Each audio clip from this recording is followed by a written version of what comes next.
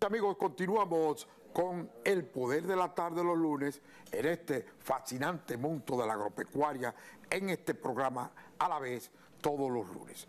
Bueno, lo prometido es deuda, dicen los españoles.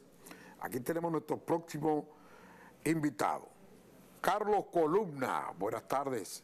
Buenas, Eduardo. De ti no hay que decir nada porque tú ya eres asiduo aquí. Eres un hombre totalmente dedicado a la ciencia y a los trabajos de campo. Un agrónomo de pie a cabeza, no diga que María estaba lavando y que vio la película, no. Traíste un tema fascinante, que es el arroz hoy y su futuro. Háblanos del arroz. ¿Qué tú quieres decir con el arroz?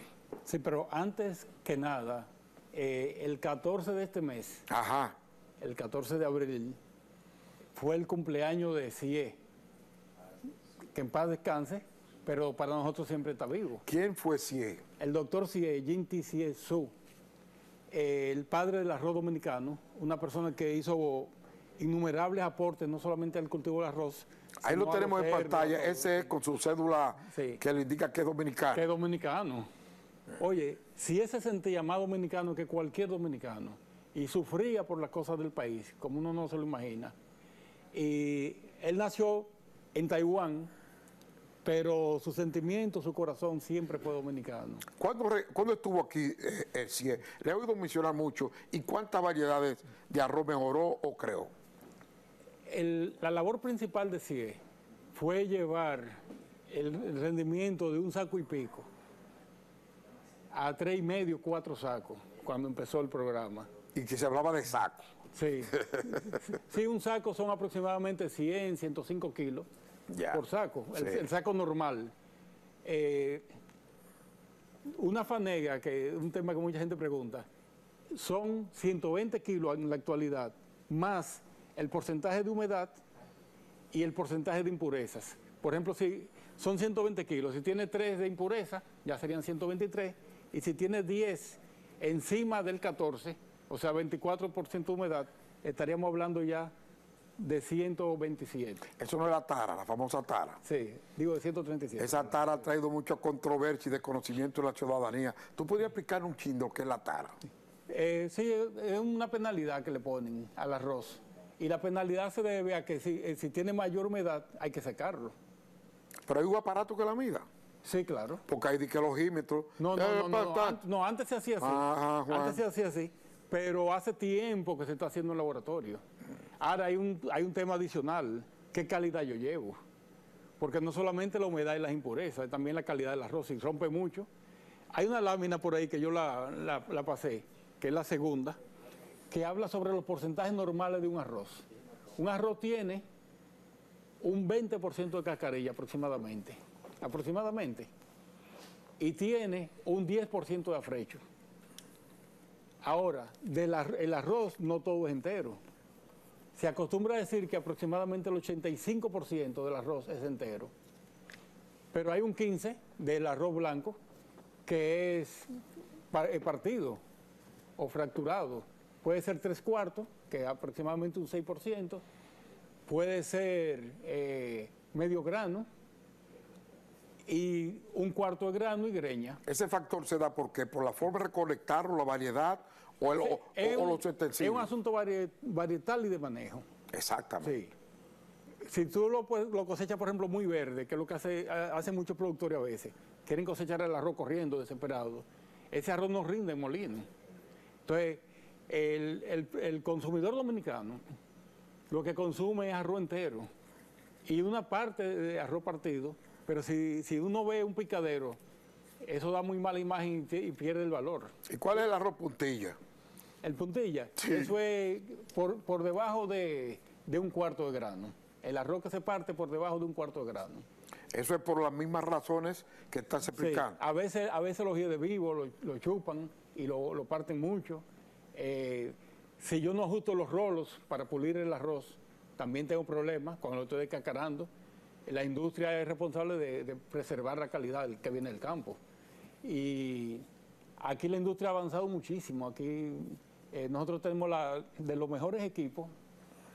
La industria arrocera dominicana, tanto en campo como en el molino, la industrialización, ha progresado mucho.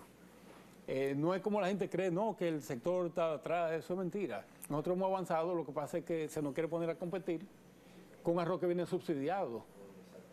Y además, un arroz que viene no solamente subsidiado, sino por producción de escala. Pero nosotros somos eficientes. No, pero hace muchos años de eso, que somos eficientes en el arroz. Sí, inclusive somos autosuficientes. Pero te pregunté sobre CIE. Sí. ¿Cuáles fueron las variedades que produjo? CIE produjo, lo primero que produjo fue el Juma 1. Cuando él llegó, depuró y limpió los materiales que habían. El francés, el filipino, el inglés largo, el búfalo. Y empezó a sacar esos materiales. Él tenía la idea de que él no podía traer los padres completamente de fuera. Él tenía que buscar un arroz ya adaptado a las condiciones de nosotros. Cruce, investigación. Entonces, con el programa del IRRI, sacó otros materiales, el Nilo 1 y esos materiales, los IRRI, y empezó a cruzarlos con los materiales criollos. Y de ahí saca el Juma 1, el Juma 2, y la historia, ahora vamos ya por... Mira, Caro, quiero aprovechar contigo lo siguiente. Cuando yo era estudiante, se decía que ningún agrónomo había trabajado en el arroz y había sacado variedades. Sin embargo, agricultores sí lo habían hecho, Mingolo, otras personas más, no recuerdo el nombre ahora. No es así, Desidero Amarante fue responsable conjuntamente con CIE. ¿Pero qué es el agrónomo? Y muchos de esos productores lo que han hecho es multiplicar un material que consideran interesante. Gracias. A veces inclusive sacándolo de la estación. En Juma, mucha gente iba y se llevaba la variedad en los bolsillos. Y cogían esas líneas, seleccionaban y sacaban algunos materiales, pero no se sostenían. No se podían propagar porque no se producía la calidad y la cantidad necesaria. Y no era sostenible Carlos, esas cosas así. Estás rompiendo historia. Tú me dices que hay técnicos agropecuarios, o sea, agrónomos, sí, que han sacado variedades de arroz. Bueno, Desidero Amarante fue responsable de esa parte. Cirilo Reyes está trabajando en eso. ¿Pero de cuál? ¿De cuál? No recuerdo el nombre porque Mingolo... No, el Juma 57. Ah, el Juma 57. El Juma 57, conjuntamente con el doctor CIE. Con el doctor CIE. Es que nosotros siempre decimos CIE, pero CIE era un organizador. Ya. CIE era el alma de los proyectos. Ya. Y era la persona que también ayudaba a conseguir los recursos y daba como estabilidad, sostén a los programas. Qué bueno que tú hayas dicho eso. Sí. ¿Sabes por qué? Porque precisamente esa es una de las partes para darnos, como minimizar lo que es la profesión. Tú lo sabes. Bueno, aquí minimizamos todo, porque aquí no se le da valor al técnico dominicano. No solamente a la agrícola, sí, principalmente. Sí. Nosotros, por ejemplo, ahora se está hablando de la ley de agua y una serie de cosas, de privatización, de todo eso. Y no se toma en cuenta lo que es la reforestación. Aquí hay un problema serio de reforestación y tú ves la cantidad de incendios. Nosotros veníamos ahora y eso que está lloviendo y todas las montañas tuve fuego por donde quiera. Carlos, hubo un momento que se publicó el mapa de la República y habían 57 fuegos simultáneos. Para mí que el otro día había más, porque el país era en humo. Era una cosa tremenda. Y se veían así los puntos de Pero si tú quieres ver lo que es nuestra capacidad organizativa y de protección del medio ambiente y de nuestros recursos, tú vas a los canales, la mayoría de los canales de riego están destruidos. Tú vas a la línea noroeste y se levanta la losa. O sea, la falta de institucionalidad de República Dominicana nos está afectando en todos los sentidos. Y el agua con el arroz, que hay esa escasez en estos momentos donde las presas están en estiaje prácticamente. Ahora las lluvias que cayeron, estuve escuchando que no llegaron precisamente a las cuencas de las... No hubo, el agua cogió a pasear para los parques. Sí, lo que pasa es que aproximadamente, ya recordándome un poquito cuando yo era estudiante de riego. Ajá, Juan. 2 milímetros mojan 1 centímetro de suelo, aproximadamente. Ajá. O sea, cuando tú oyes que cayeron 20 milímetros, se mojaron 10 centímetros de suelo. La gente oye la lluvia y la ve torrencial, pero dura poco. Claro. Además, mientras más seca la tierra, más rápido se va el agua y por escorrentía no penetra. Si la tierra está muy seca, el agua tarda en penetrar. ¿Por qué? Porque se rompieron los vasos capilares. Se rompió la capilaridad del suelo. Exactamente. Y el suelo es un ente vivo. ¿Qué hace el suelo? El suelo dice, bueno, está muy seco, yo me voy a proteger. Está sólido. Me voy a proteger, entonces rompe esos capilares Para que el agua no siga saliendo. Oye, qué interesante. Para que el agua no siga saliendo. Ya, sí. Mira, entonces tenemos un futuro, ya que el tema tuyo es el arroz en la actualidad y el futuro en el mismo. Antes había arroz secano, ¿vos recordáis? Sí, hay todavía. ¿Hay todavía? Claro, claro. ¿En qué región? Sí. Tú lo consigues también alrededor de Los Amas, en Villa Altagracia un poquito, en Bonao, en la Loma de Blanco, inclusive siembra un poquitico de arroz. ¿Y tú sabes dónde tú consigues? Cerca de los Haitises, en esa montaña por ahí. En Zambrana.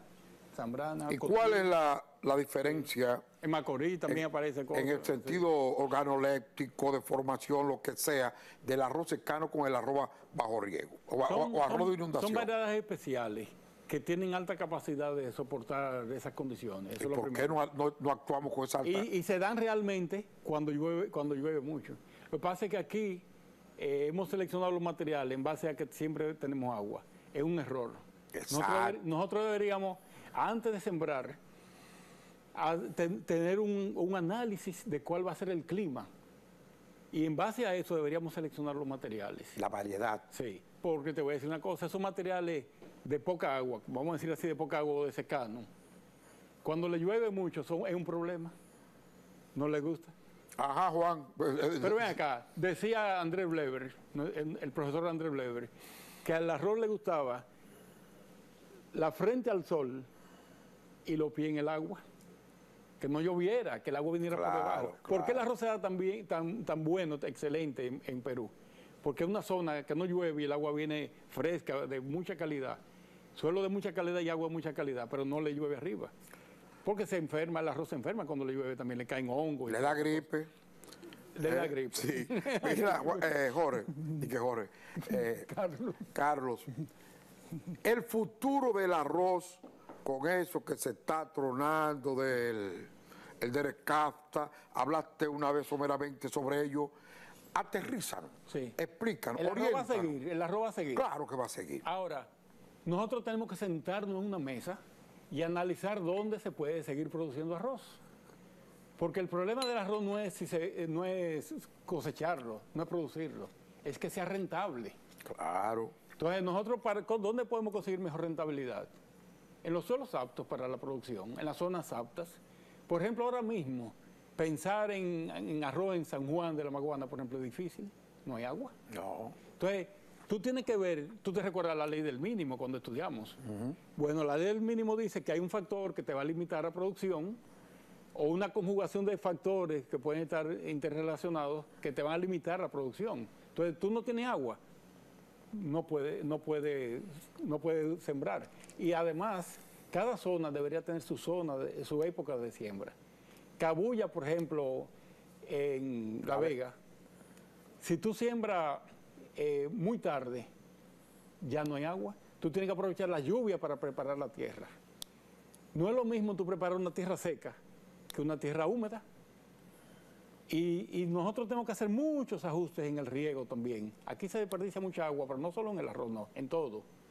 Aquí la gente tiene una fuga en una casa, en un apartamento y lo deja ahí que boten agua, que pase de todo. Entonces, nosotros tenemos que educar aquí.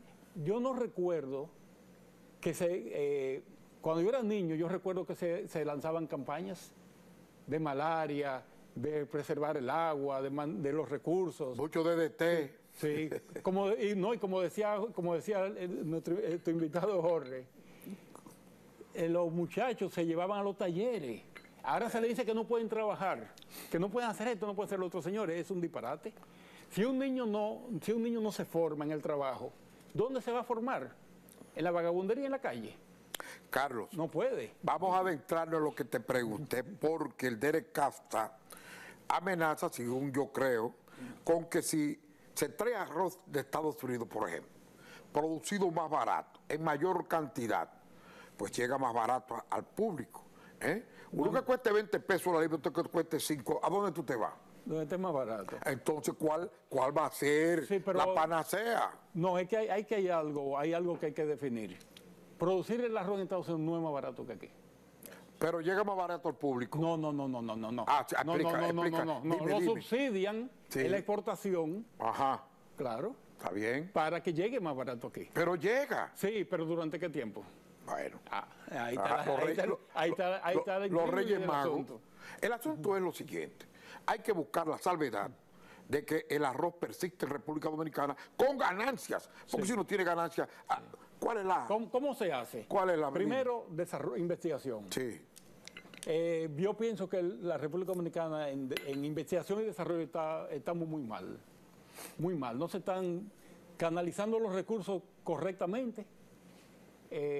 Puede ser que haya muchos técnicos en los programas, pero no hay recursos para trabajar, que falta el combustible, falta esto, lo otro. La investigación tiene un problema.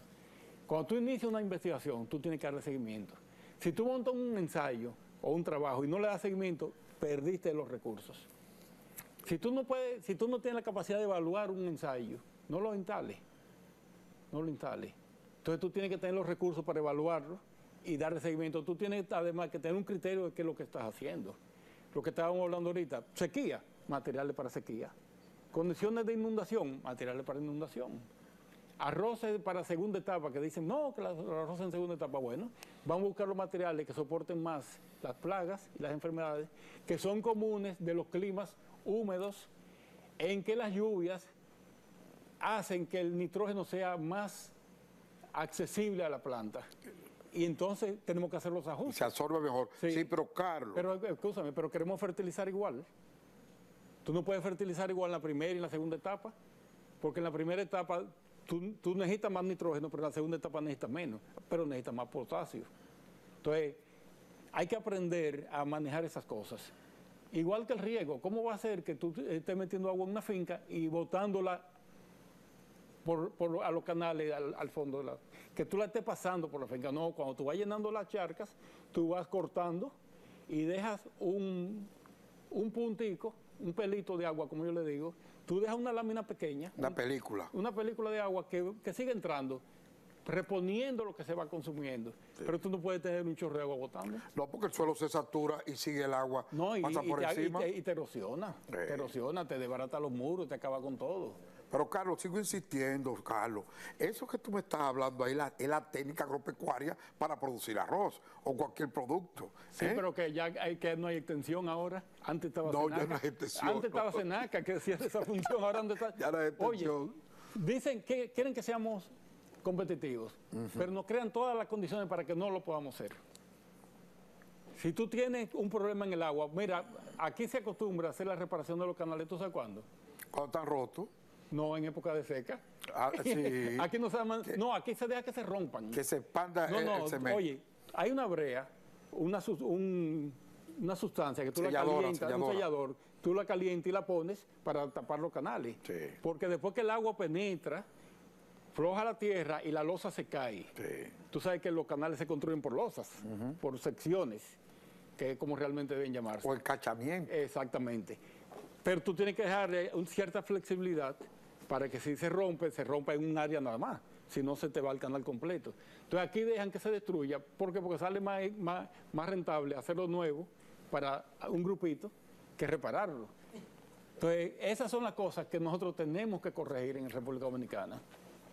Bien. Mira, vamos a hacer una pausa, oye bien, para unos consejos, como dicen, unos consejos comerciales. Yo quisiera que cuando bajemos, o cuando llegamos acá, porque eso de que baja y subir, viene de Radio Televisión Dominicana, que la dirección está arriba, aunque aquí está arriba también. Vamos para arriba, baja. Pues está abajo también. Mira, quiero que me hagas hincapié en lo que es el DERECAFTA. Y a ustedes, señores, que están observando este programa, aquellos avesados que están oyendo, hagan su pregunta porque este es un agrónomo de verdad. Regresamos. Continuamos, mis amigos, presentando El Poder de la Tarde, lunes agropecuario. Nuestro invitado, alto conocido, un agrónomo de larga data, investigador de nuestro país, un orgullo tenerlo con nosotros, Carlos Columna. Está tratando hoy sobre lo que es el arroz, momentum y futuro. Ya entramos en el futuro, ¿verdad? Sí. Vuelvo y te repito, como antes de ir a la pausa, ¿qué podemos hacer con DERECAFTA? No me has convencido, Dina. No, mira, Eduardo, el problema es que no hay una receta. Exactamente. No hay una receta. Ni Vivaporru ni esas cosas. No. son un conjunto de medidas para tú ser rentable. Son un conjunto de medidas. Tú no puedes decir, que es una semilla de calidad. No, tú tienes que hacer todo bien. Hay una persona que yo comparto mucho con ella, con esa persona, que es Oliverio Payat, que hace mucho tiempo atrás, desde que se empezó a hablar del DERECAFTA, él dijo, hay que cambiar. Y dijo, hay que tecnificar, porque la mano de obra cada vez está menos capacitada, oye bien, menos capacitada, menos productiva y más cara. Entonces, cuando tú estudias tu cultivo, tú tienes que ver dónde es que tú tienes tu talón de Aquiles, para decirlo en un idioma que la gente lo entienda bien. Si tú tienes ese personal, a veces ni siquiera capta capacitación. Tú tienes gente que no puede, que no entiende las cosas. Y hay que ir definiendo cuáles son los puntos débiles. Alrededor del 30%, 30-32% del costo del cultivo de arroz, ¿tú sabes en qué se va? En fertilizante. Nosotros tenemos pocos programas de manejo integrado de plagas para arroz. Nosotros no estamos liberando benéficos entomopatógenos. No estamos fortaleciendo la planta con nutrición adecuada. Se están haciendo muy pocos trabajos de microelementos. Y cuando se hacen comerciales, que no es lo mismo. Nosotros tenemos que buscar tecnología que nos permita minimizar los insumos y el impacto sobre el medio ambiente. En este país no se hacen muchas aplicaciones. En arroz se hacen de 3 a 5 aplicaciones de insecticida, más o menos. Alguna gente, cuando hay época de los vivo, los evalus, ahí se puede subir un par de aplicaciones más. Pero no somos un país de un uso excesivo de insumos. Pero sí podemos mejorar la eficiencia y disminuir su impacto en el medio ambiente. En esos temas hay que pensar. ¿Sabe que hablaste ahorita del control biológico? Sí. Aquí se hace poco caso a ello. Y ahora estuve leyendo y mirando un trabajo que se hizo en Estados Unidos. El piojillo de la gallina. Hay otro piojillo que combate ese piojillo. Entonces, ahora hicieron un polvo que lo contiene y se riega en el gallinero. ¿Entiendes? Y entonces eso dura unos 2 o 3 meses. Esos piojillos atacando la ninfa y los huevos y al propio piojillo. Mira. La única forma, Eduardo, la única forma de un país avanzar, y más un país pequeño. La tecnología. Tecnología, investigación, es la única forma. Mira, el dominicano tiene muy buenas condiciones para el trabajo y un tipo innovador, un tipo fajado. Pero necesitamos una buena bujía que prenda.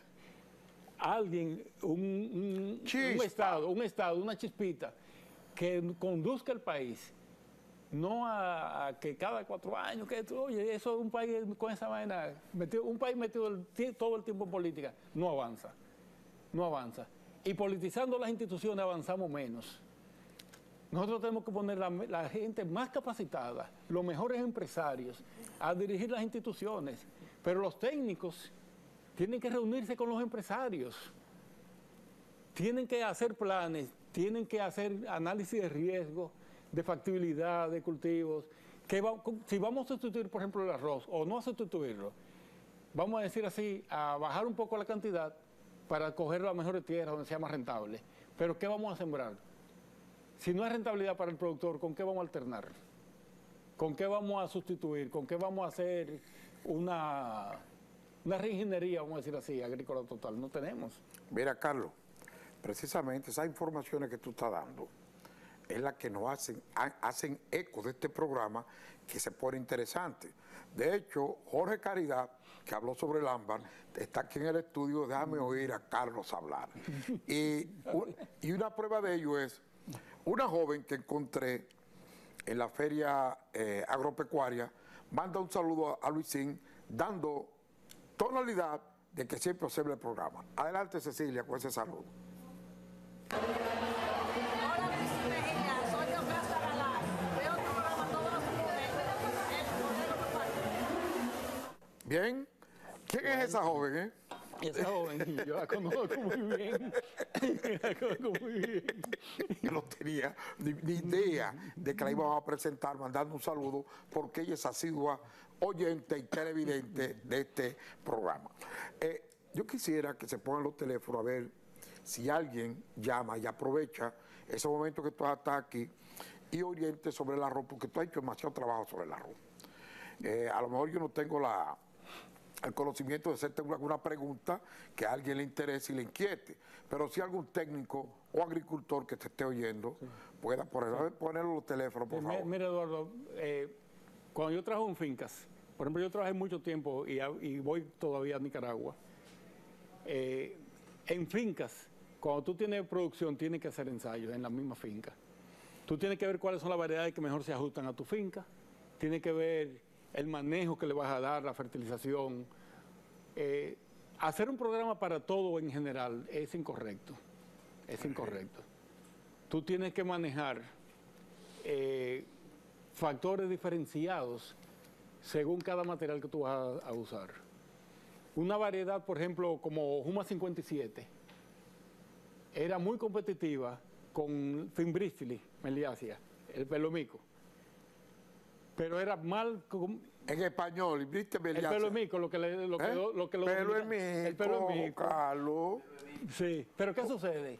Un Prosequisa 4 en esa época era muy competitivo contra el arroz malo, que el 57 era malo en ese sentido. Mira, tienes una llamada, Carlos, para ti. Adelante con la llamada. ¿Quién llama y de dónde?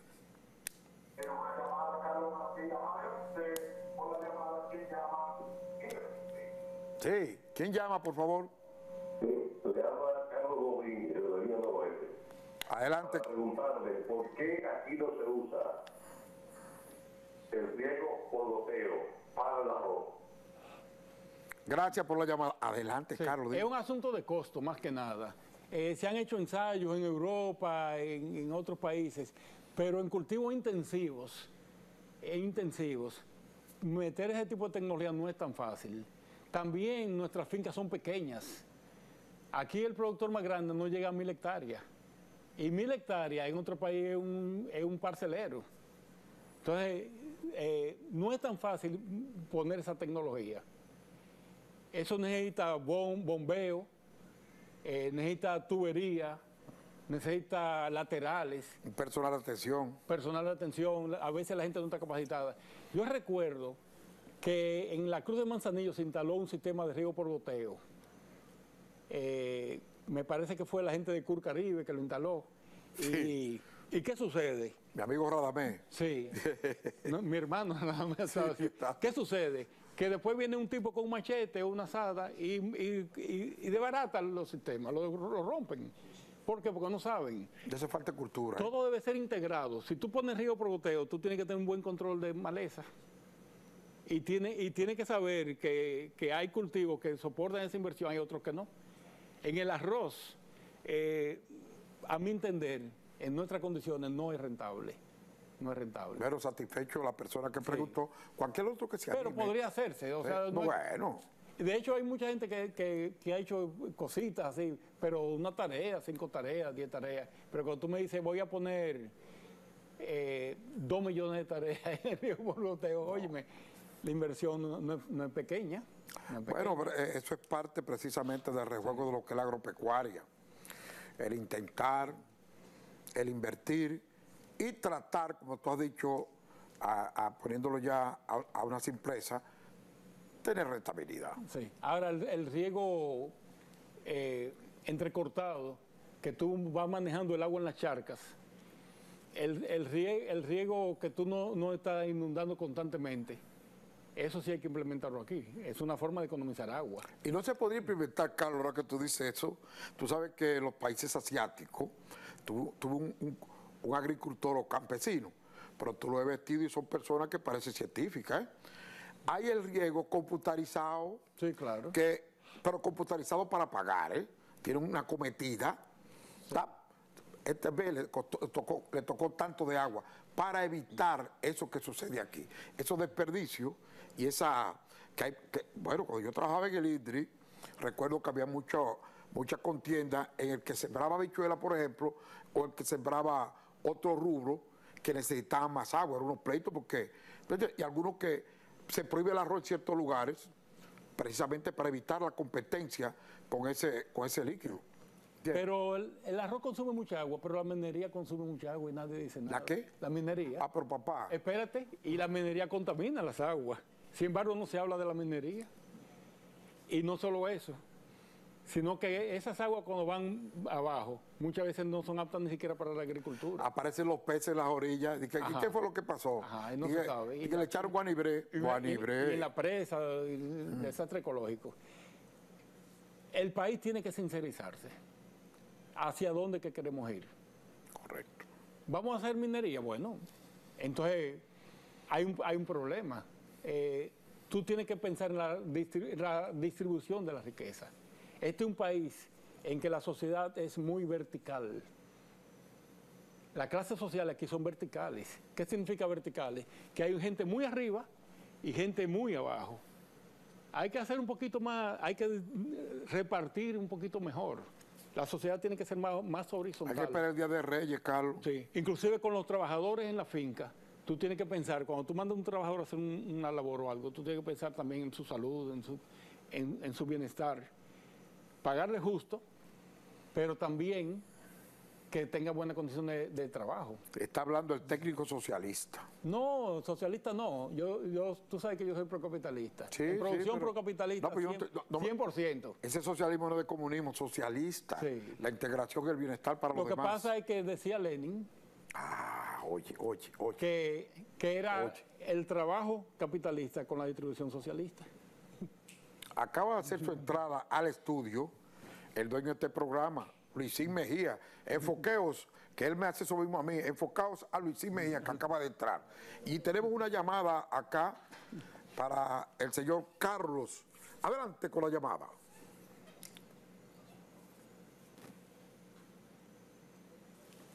Se fue la llamada. Se fue la llamada. Mira, ahí está Luisín. Saluda a tu gente que acabaron de saludarte ahora mismo. Señores, yo le decía que venía. Pues nada, ahí tienen ustedes los teléfonos. Hemos estado presentando lo que es el arroz en la actualidad y su futuro, con uno de los agrónomos más completos que tiene este país. Lo digo con toda honestidad. Carlos Coluna. Carlos, sí, finalmente. El arroz tiene un futuro brillante, pero tiene que pasar por el sentido común. Nosotros tenemos que enfocarnos en los mercados, en los nichos, en las zonas, en las épocas, en el manejo correcto. Y los recursos. Pero nosotros si no defendemos el agua, porque nosotros decimos, no, que el arroz consume mucha agua, sí, pero crea unas condiciones para las aves, nutre el subsuelo, o sea, también se reutiliza una buena parte del agua. No todo lo que entra se queda ahí. Claro. Y aporta mucho al medio ambiente también el arroz como sistema ecoproductivo, vamos a decir. No, y sobre todo la alimentación. Tú sabes que uno de los platos más alimenticios que tiene el dominicano es la bandera. Tiene el arroz, la carne, la habichuela, ahí están los carbohidratos, las proteínas, y siempre usan una fruta o un pan que ayuda a la digestión. Señores, hemos presentado para todos ustedes a Carlos Coluna. Trató hoy sobre el arroz. Carlos, gracias por venir. Ten pendiente que te vamos a traer otra vez. Y a ustedes, gracias.